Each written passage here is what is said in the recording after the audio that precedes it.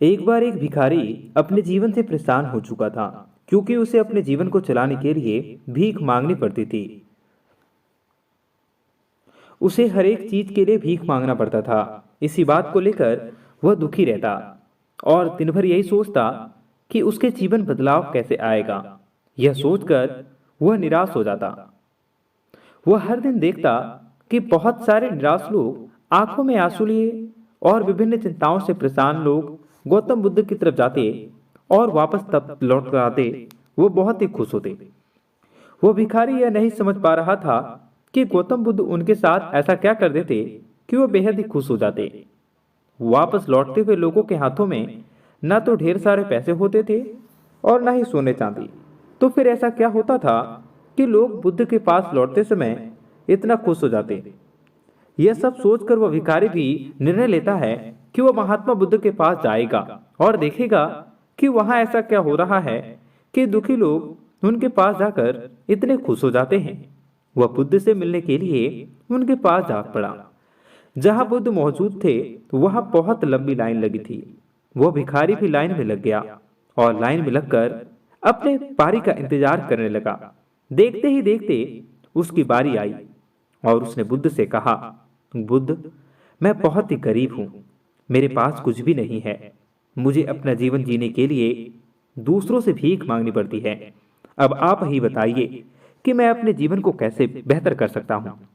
यह सब सुनकर बुद्ध ने कहा, तुम गरीब नहीं हो। तुम्हें ऐसा लगता है क्योंकि आज तक तुमने कभी किसी के लिए कुछ भी नहीं किया। ना ही तुमने कभी किसी को दान दिया, ना ही तुमने दूसरों के लिए कुछ किया। यह सब सुनकर भिखारी के मन में एक आशंका जाग उठी। अपनी आशंका को दूर करने के लिए भिखारी ने पूछा, मैं तो एक भिखारी हूं। मैं लोगों को दान कैसे दे सकता हूं और कैसे लोगों की सहायता कर सकता हूं।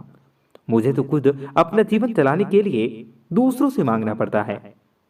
यह सब सुनने के बाद गौतम बुद्ध थोड़ी देर से चुप रहे और फिर उससे बोले, तुम्हारे पास हाथ है जिसे तुम लोगों की सेवा में लगा सकते हो और दूसरों का भला कर सकते हो। इसके अलावा तुम्हारे पास खुद भी बुद्धि हो जिससे कि तुम अच्छे अच्छे लोगों से बातें कर सकते हैं और दूसरों की हौसला को बढ़ा सकते हैं। यह सब करके भी तुम दूसरों की सहायता कर सकते हो।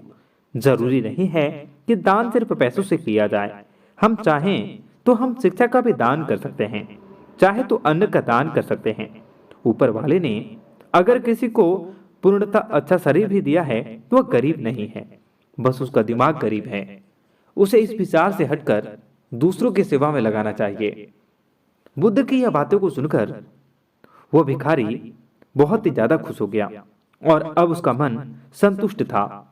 उसने वही बुद्ध के ही सामने निर्णय लिया कि आज के बाद वो भीख मांगना छोड़ देगा और कुछ न कुछ अच्छा काम करेगा।